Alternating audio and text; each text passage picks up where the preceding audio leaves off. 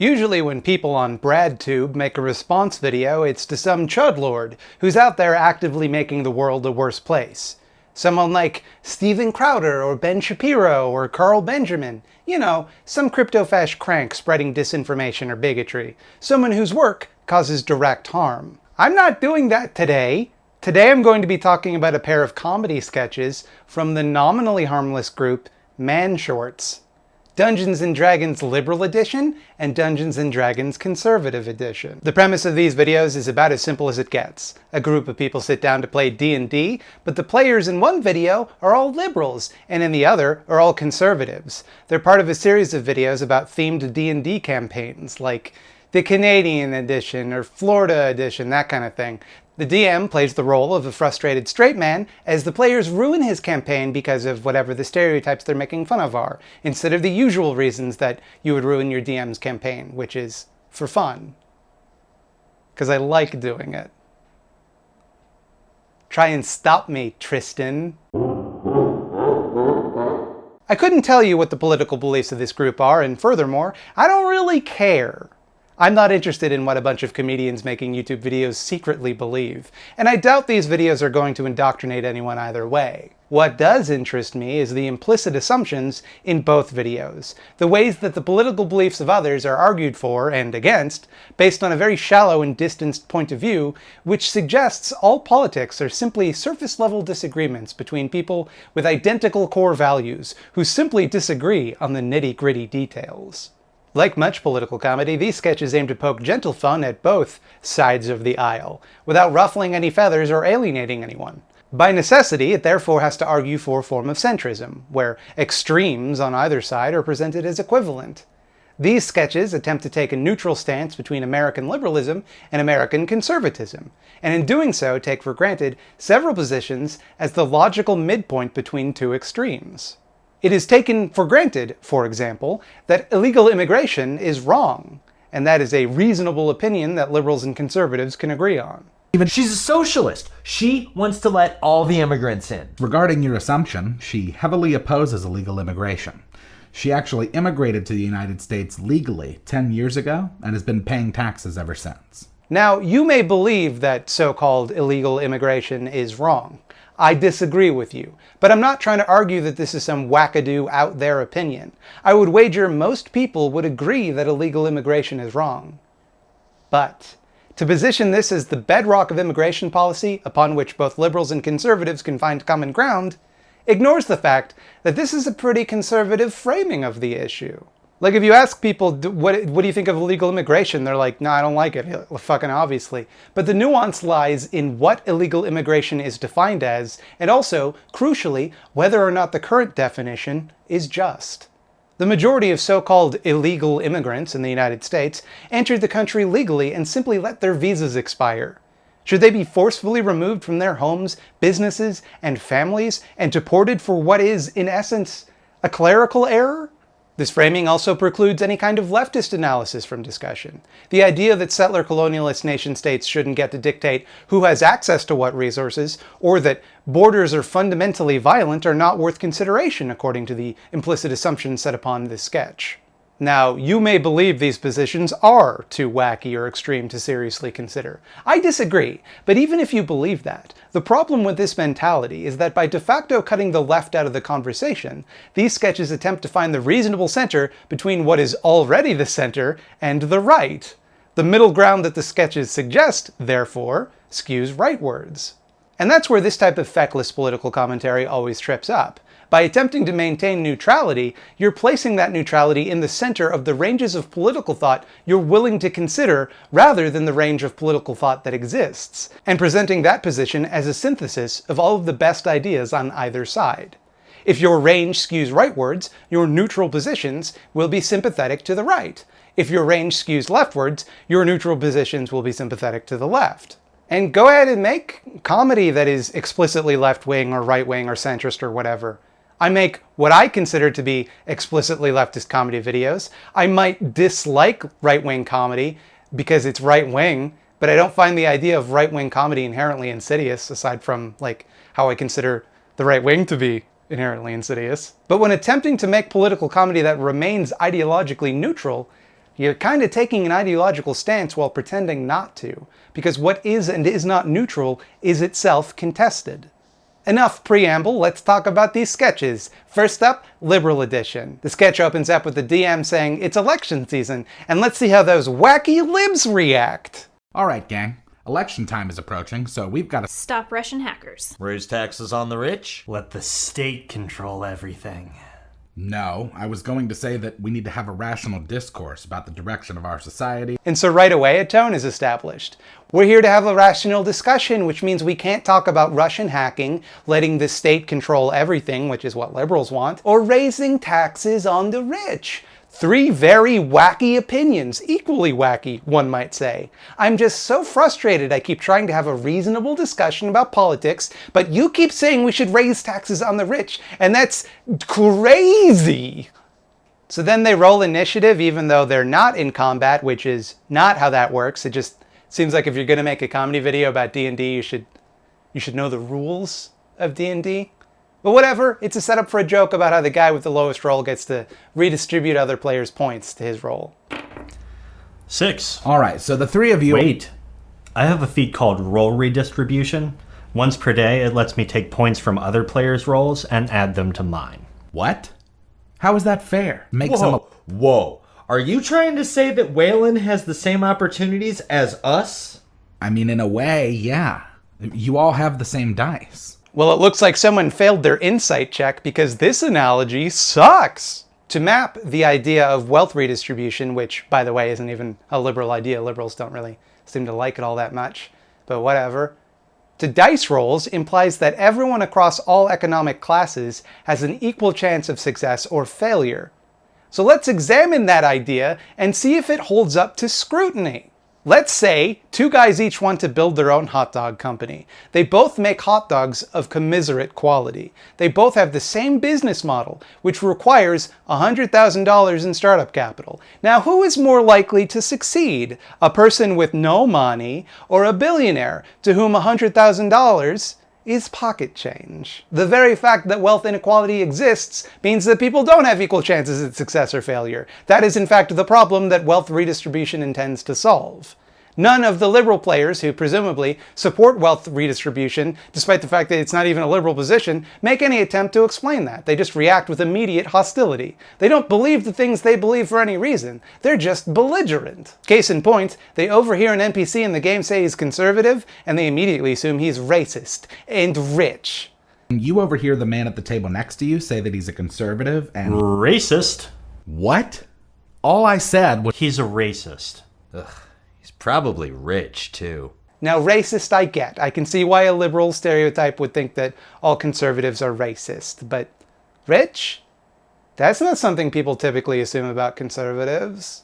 The stereotype of a Republican is like a hillbilly living in a trailer park. And like, liberals are rich and out of touch. That's the stereotype.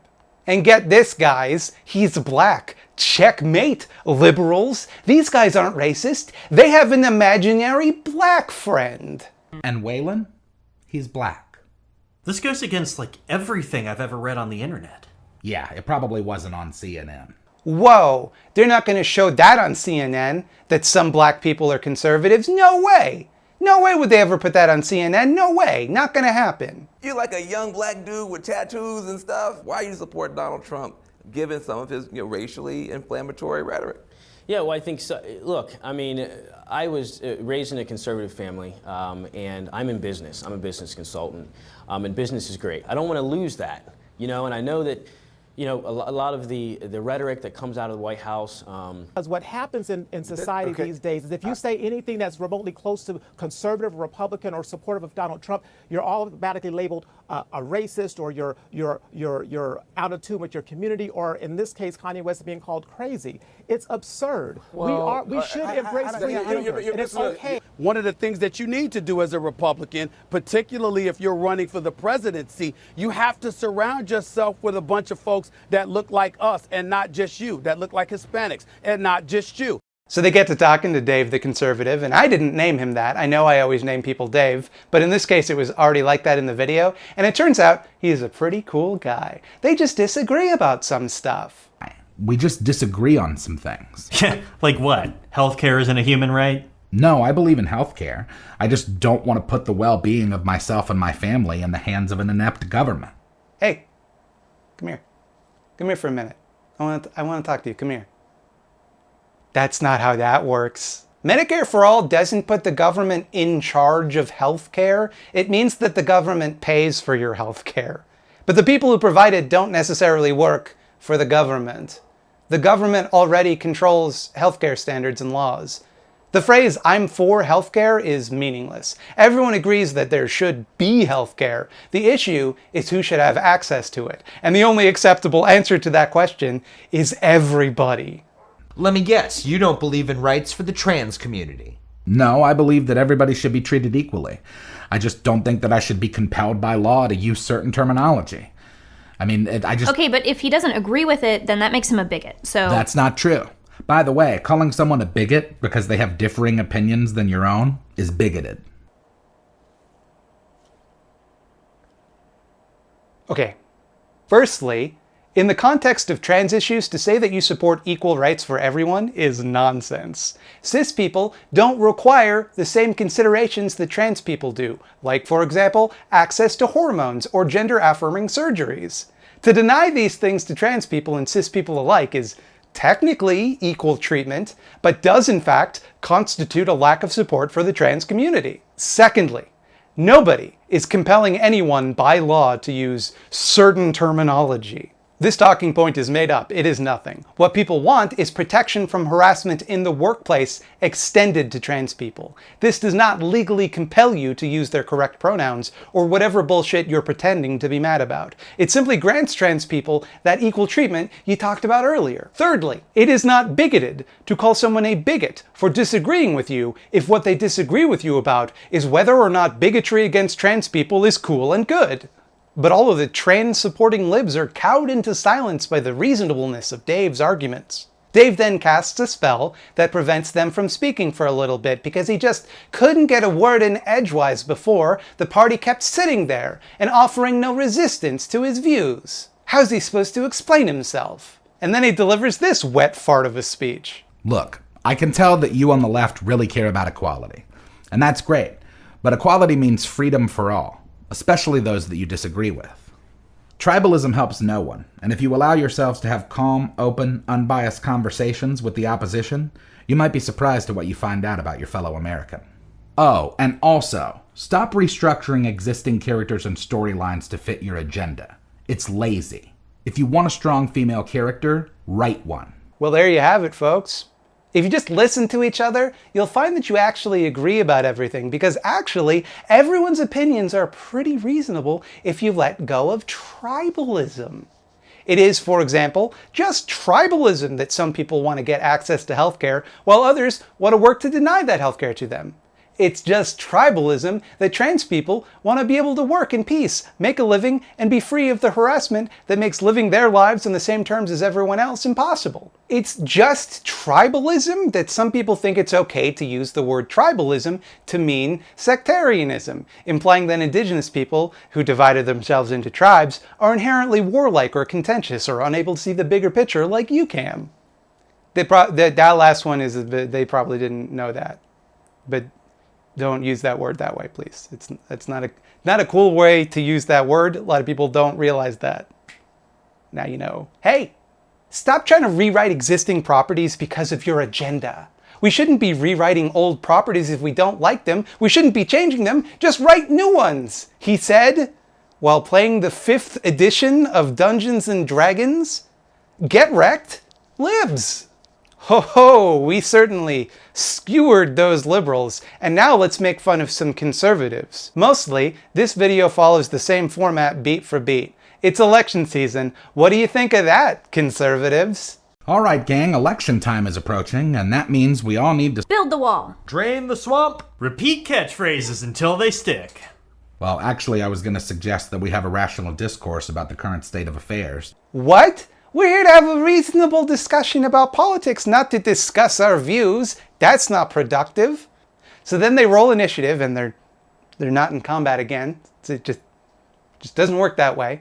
And there's no turn order in either of these sketches. Like, there's no reason for them to roll in. They could be rolling any, the whole joke is just that there's a dice roll. You could have them roll anything. Roll your initiatives, please. 15. 17. 8. Okay, great. So the three of you are... Wait a minute. I have a feat called Full Freedom. It allows me to change my role to whatever I want. Fine. But this feat says that you can only use it if you're a specific race and class. So what? If the other races and classes want bonuses, they should work harder. This analogy doesn't work either. It's not the conservative position that rich white people should be able to have special rules that apply only to them.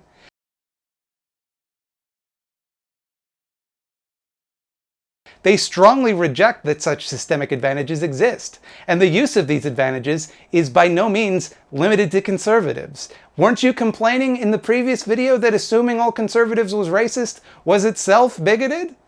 Civic conservatives meet a liberal and they jump to a bunch of conclusions about her. They assume she's a socialist because they assume she supports welfare, which is what socialism is in their mind. They assume she wants to let all the immigrants in, and they assume that she wants to take away their guns. But guess what, everybody? Guess what? It's gonna flip the script on you. She's against welfare because she's a small business owner. She's not on welfare. In fact, she opposes it. She's a small business owner. And she owns 15 guns and makes regular contributions to the NRA. She owns 15 guns and regularly contributes to the NRA. And she's against illegal immigration because she immigrated legally and pays taxes. She heavily opposes illegal immigration.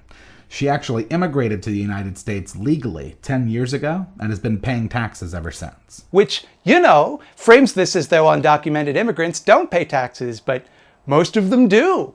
And most of them immigrated legally, like I said earlier, so that's kind of an oversight. But the conservatives like this because conservatives like when people pay taxes. And you might notice something a little fishy here. When the Liberal Party met a conservative, they were surprised to find that he could politely explain his conservative values. When the Conservative Party meets a liberal, they're surprised to find that she doesn't have liberal values. Some conservatives are reasonable because they can be nice to you. Some liberals can be reasonable because they have conservative social views. So they get to talking to Susan the liberal. We just disagree on some things. Like what? You want to take my money and give it to some lazy drug addict? No, the welfare system in its current state sucks. But I think it's short-sighted to suggest that any citizen who needs a helping hand is a leech. No, you silly conservatives. I don't support the welfare system as it exists. That sucks. I'm a small business owner, obviously. We're giving away too much money now. I just support some other kind of welfare policy that I'm not going to discuss. And I don't think people are leeches just because they need help. You know, leeches. Like drug addicts. Like how that person said drug addicts and then the supposedly reasonable liberal replaced that with leech. Almost like you think drug addicts are leeches on society, which is a weird thing to present as ideologically neutral in your video and not have anyone remark upon. Okay, but you do want to let women kill their children. No, I just don't want the government telling me what I can and can't do with my body. I'm all about individual freedom. I just don't agree with... Okay, but if you don't agree with it, then you're a fascist. So... That's not true. By the way, calling someone a fascist because they have a differing opinion than your own is fascist. No. No, it isn't. That doesn't make any sense. Do you think Mussolini was going around calling everybody else fascists? What the fuck are you talking about? It might be rude or hyperbolic to call someone a fascist if they are not, but it is not itself an act of fascism. I'm guessing here because they don't really explain what they mean by this, but I'm assuming what he means by this is that labeling something fascist is like anti-pluralistic because it shuts down conversations and allows you to stop people from expressing opinions you don't like. If that's his intent here, he is wrong. Calling something fascist does not shut down discourse or prevent anyone from expressing their views. A lot of very confused numbnuts in my comment section call me a fascist sometimes, and I'm literally an anarchist. It has never shut me up, and it never will. Nothing can. Libo Susan casts that no speech spell, and now a lib gets to go off in a rant without people interrupting her to say that her opinions are surprisingly reasonable. Look, I can tell that those of you on the right really care about freedom, and that's great. But freedom means social equality for everyone, especially those you disagree with. Tribalism helps no one, and if you allow yourselves to have calm, open, unbiased conversations with the opposition, you might be surprised at what you find out about your fellow American. Oh, and also, stop acting like climate change isn't a real issue. The cause won't matter when we're all dead. And guess what? It's the same speech as the conservative, because everyone's the same deep down. Everyone wants the same things. But hey, conservatives, stop pretending climate change isn't real. Something that I'm highlighting to be as much of a problem as inserting strong women into old media properties was in the previous video? Boy, these two groups really piss me off. One of them keeps putting ladies in movies, and the other one might end all life on Earth. Whew, just a real couple of jerks. And the party just doesn't want to play politics anymore. It's not fun if you're not allowed to make assumptions about your enemies. Harumph. So do you guys want to just, stop the political stuff and just do something fun? It's kind of weird, though, to end on a note about climate change, because it kind of demonstrates everything you're saying is a little bit full of shit. It's kind of an example of how politics aren't a game of reasonably sitting at a table and politely discussing what you agree about. If one side obstinately refuses to accept the reality of climate change, there's no working around that. There is no reasonable discussion or middle ground to be reached. Either we fix the problem, or we die. So I think you can kind of see how the Overton window leaning towards the right has made supposedly ideologically neutral common values that liberals and conservatives share to be center-right values. Bad liberals are bad because they refuse to compromise and meet their opponents halfway. Bad conservatives are bad because they just say catchphrases, but their actual positions are surprisingly fine. The problem, according to the DM, isn't that one side or the other wants to do something that would hurt people. The problem is that people just accept the orthodoxy of their side of the aisle, and doing that on either side is equivalent. As far left as you can go is some guy who wants to redistribute wealth a little bit but doesn't actually really clarify what he wants. And the farthest right you can go is chanting "build the wall" and calling immigrants invaders. Invader that supports guns and pays taxes? I'm not seeing any of this on Fox News. These things are not equivalent. You're comparing minor social democracy to fascism. There is no room in the world of these sketches for the kind of discussion it claims will solve the problems of factionalism in American politics.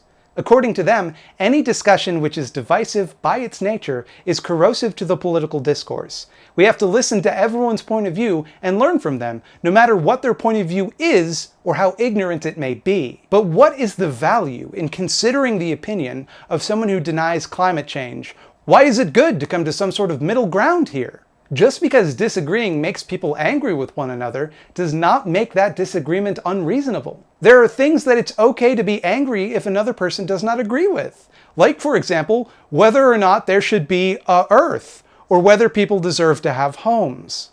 And more importantly than anything, you roll initiative before combat. I don't know if maybe they're playing by some kind of special rule where they roll initiative at the beginning of the session and then they just carry that turn order throughout the session so that they don't have to roll it every time. Maybe that's the idea. I don't know. Do people play like that? Let me know if you play like that. Do you play Dungeons and Dragons, or was this episode pretty much inaccessible to you? And look, I know I went a little hard on these guys, but ultimately I think their hearts were in the right place. It's good to want to reach out to people who disagree with you, and it's good to try and understand other people's points of view.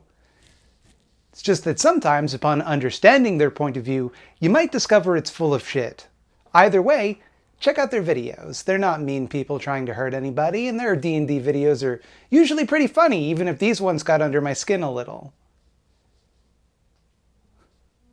Like a lot. Like I had to make a video about it. Hello and welcome to the Eyeball Zone. Here in the Eyeball Zone, small leftist projects are the instruments of the Ancient One's wrath upon this fallen Earth.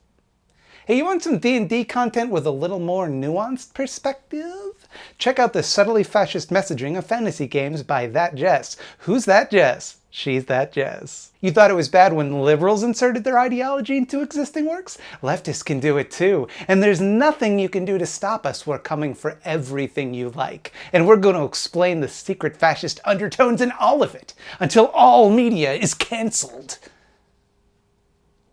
And this video features guest appearances by previous eyeballies, Curio and Conquest of Dread. Check it out because you're a big nerd who likes D&D. I know you are, don't lie. Do you have a small leftist project you'd like to see featured here on the Eyeball Zone? Send me no more than one email to thoughtslimeeditor@gmail.com and maybe you too will find yourself trapped here in the Eyeball Zone. Hey, if you liked the video, please press the like button. If you didn't, then let's have a reasonable discussion about it and come to a middle ground where you agree to click the like button. I also have a Patreon. It's patreon.com/thoughtslime. That's where people go to give me money if they want to and are able to in these difficult times. Please don't give if it would be a problem for you, please. Also, hey, you know what? There's also youtube.com/Scaredy Cats TV. That's where I go to talk about horror movies. You can go over there to listen to that. I also stream on Thursdays every 8 p.m. Eastern Standard Time on twitch.tv/thoughtslime and also here on YouTube. Jingle that little bell if you want to be alerted when I go live.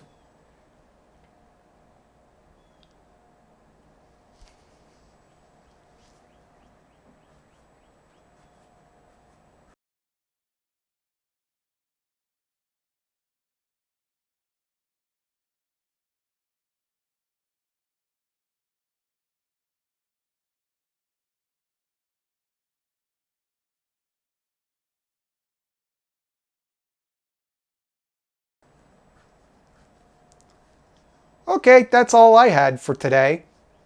Enjoy the rest of your day. You're done. You finished the video. Congratulations.